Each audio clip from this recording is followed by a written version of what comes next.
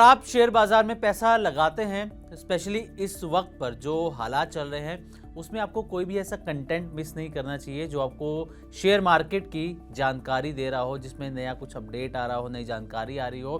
तो ऐसा कंटेंट आपको मिस करने से फिलहाल जो है वो बचना चाहिए। तो ये वीडियो भी आपके लिए काम की हो सकती है अगर आप शेयर मार्केट में पैसा लगाते हैं, शेयर मार्केट में एक्टिव हैं, या फिर आने वाले समय में पैसा लगाने की आप सोच रहे थे। तो इस वीडियो को भी आप ज़रूर देखिएगा, क्योंकि जिस तरीके के हालात चल रहे हैं, स्पेशली अगर पिछला एक महीना देखें, यूएस और ईरान वॉर जब से स्टार्ट हुई है, मार्च स्टार्टिंग से, फरवरी के एंड से, उसके बाद से हालात काफ़ी बदल गए हैं। ऐसे में सवाल ये नहीं है कि मार्केट ऊपर जाएगा या फिर नीचे जाएगा। अब सवाल ये है कि क्या जो आपका पैसा लगा हुआ है बाजार के अंदर पहले से, वो सुरक्षित है भी या नहीं है, या फिर जो पैसा आप लगाने की सोच रहे हैं, क्या वो आपका फैसला सही है भी या नहीं है। आपको बाजार से दूरी तो नहीं बनाने की ज़रूरत फिलहाल, इसी पर बात करने वाले हैं, क्योंकि दुनिया के मशहूर इन्वेस्टर, बड़े इन्वेस्टर हैं, फाइनेंशियल एक्सपर्ट हैं और rich dad poor dad book के ऑथर भी हैं, रॉबर्ट कियोसाकी। इन्होंने एक बार फिर काफ़ी बड़ी बात यहाँ पर कही है, एक बड़ी वार्निंग दी है। उन्होंने ये कहा है कि ग्लोबल मार्केट जो है वो क्रैश जो है उसके अंदर अब शुरू हो चुका है, ग्लोबल मार्केट के अंदर, जिसमें भारतीय बाजार भी शामिल है। और सबसे डराने वाली बात उन्होंने इस हालात की जो तुलना है, जो कंपैरिजन है, वो 2008 के फाइनेंशियल क्राइसिस से की है, और साथ ही 9/11 जैसे बड़ी घटनाओं से भी इसका कंपैरिजन किया है। 9/11 यूएस के अंदर जो अटैक हुए थे उसके साथ कंपैरिजन किया है। कंपैरिजन क्यों किया है ये आपको आगे हम वीडियो में बताने वाले हैं कि उस वक्त क्या हालात बने थे मार्केट के अंदर। तो ऐसे में क्या सच में एक और बड़ा तूफान बाजार के अंदर आने वाला है, और अगर हाँ तो क्या आपका पैसा उसमें डूब सकता है, इसी पर हम बात करने वाले हैं। और सबसे पहले आपको ये बताते हैं कि आखिर रॉबर्ट कियोसाकी कह रहे हैं, क्योंकि बड़े इन्वेस्टर हैं इसलिए काफ़ी लोग इनको फॉलो करते हैं, इनकी बातों को मानते हैं, तो इसीलिए हम भी ये जानकारी आपके सामने रख रहे हैं। तो रॉबर्ट कियोसाकी का ये कहना है कि जो ग्लोबल शेयर मार्केट है वो अब क्रैश की राह पर है, किसी भी वक्त बड़ा क्रैश जो है वो बाजार के अंदर आ सकता है। यानी कि अभी तक जो आपने गिरावट देखी है, ये सिर्फ आप इसको एक सैंपल के तौर पर देख सकते हैं, एक नमूना आप देख सकते हैं, लेकिन अभी वो कह रहे हैं कि बड़ा क्रैश आना बाकी है। स्टॉक मार्केट अब बिल्कुल भी सुरक्षित नहीं है, ऐसा रॉबर्ट कियोसाकी का कहना है।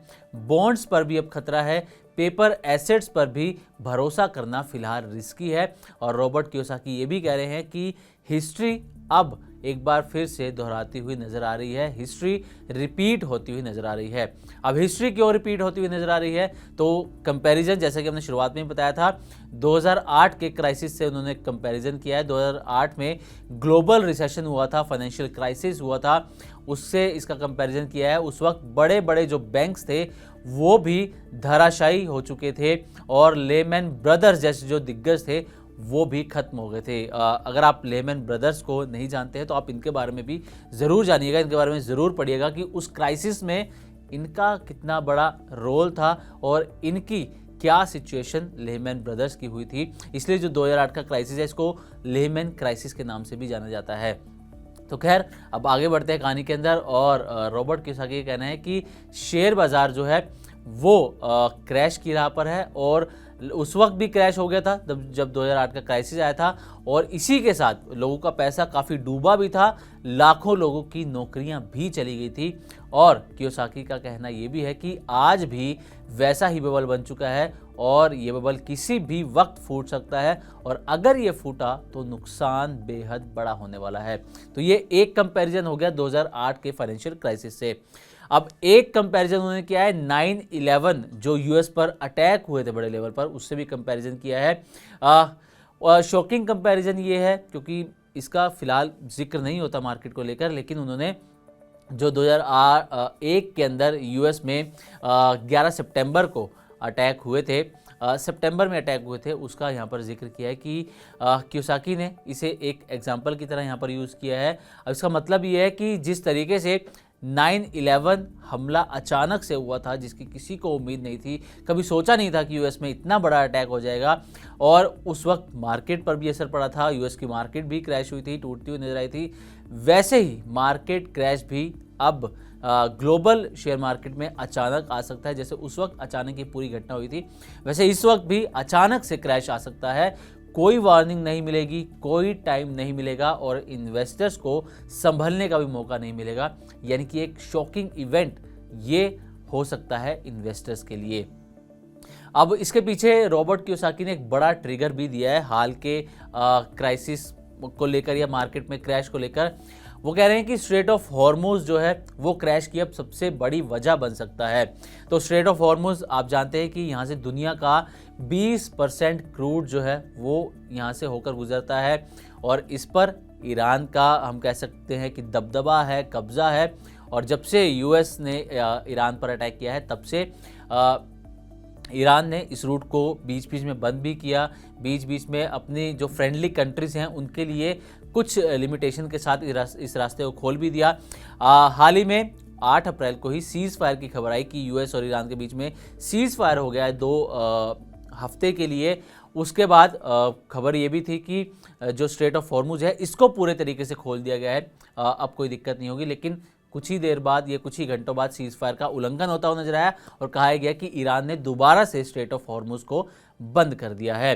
तो यहाँ से क्योंकि क्रूड का एक बड़ी मात्रा गुजरती है, दुनिया का 20% क्रूड इसी रूट से गुजरता है। अगर ये रूट प्रॉपर नहीं खुला, आवाजाही शुरू नहीं हुई, तो जो क्रूड के प्राइजेस हैं वो आसमान को छू सकते हैं। इस क्राइसिस के बाद से जो क्रूड ने हाई लगाया अभी वो $119 पर बैरल का लगाया है, लेकिन दाम इससे भी कहीं ऊपर जा सकते हैं। और दुनिया भर में इसके बाद क्योंकि क्रूड के दाम बढ़ेंगे तो पेट्रोल डीजल महंगा होगा, पेट्रोल डीजल महंगा होगा तो इन्फ्लेशन भी बढ़ती जाएगी और महंगाई का जो है वो भी बम फटता हुआ नजर आएगा। और इसी के साथ रॉबर्ट कियोसाकी ये भी कह रहे हैं कि कई देशों की इकोनॉमी जो है वो भी क्रैश हो सकती है। तो ये उन्होंने यहाँ पर अलर्ट दिया है। अब सबसे ज़रूरी हिस्सा, अगर मार्केट क्रैश होगा तो पैसा कहाँ लगाएं कि पैसा बचा भी रहे और रिटर्न भी बन जाए। तो कियोसाकी का इसमें सीधा सा जवाब उन्होंने दिया है, वो है गोल्ड। वो कह रहे हैं कि गोल्ड जो है, हालांकि इसके बाद 2 और ऑप्शन दिए, पहले गोल्ड की बात करेंगे। कियोसाकी का कहना है कि गोल्ड ये रियल मनी है और हज़ारों सालों से ट्रस्टेड भी है, तो यहाँ पर पैसा लगाया जा सकता है, पैसा सेफ रहेगा। इसके बाद उन्होंने सिल्वर का जिक्र किया है। क्यों? क्योंकि सिल्वर की इस वक्त इंडस्ट्रियल डिमांड भी हाई है और इन्वेस्टमेंट के नज़रिए से भी इसकी डिमांड काफ़ी हाई है, इसलिए उन्होंने सिल्वर में भी पैसा लगाने की सलाह दी है। और तीसरा बिटकॉइन का उन्होंने यहाँ पर जिक्र किया। उन्होंने कहा है कि ये डिजिटल करेंसी है, लिमिटेड इसकी सप्लाई है और उनका ये भी कहना है कि फेक मनी से अब लोगों को बाहर निकलना होगा और रियल एसेट्स में आना होगा, जो कि गोल्ड, सिल्वर और बिटकॉइन को वो यहाँ पर बता रहे हैं। अब आपको बता दें कि कियोसाकी ने जो टारगेट्स दिए हैं वो भी चौंकाने वाले हैं। अभी के हालात देखकर ऐसा लगता नहीं है कि ये टारगेट्स अचीव होंगे, लेकिन फिर भी आपके सामने रखते हैं। तो रॉबर्ट कियोसाकी का कहना है कि गोल्ड जो है वो $35,000 पर औंस पर जा सकता है, जो इस वक्त करीब 4,000, $4,500, $5,000 के बीच में कारोबार कर रहा है। यानी कि आप देख सकते हैं कि कितना बड़ा जंप आने की वो गोल्ड के अंदर बात कर रहे हैं।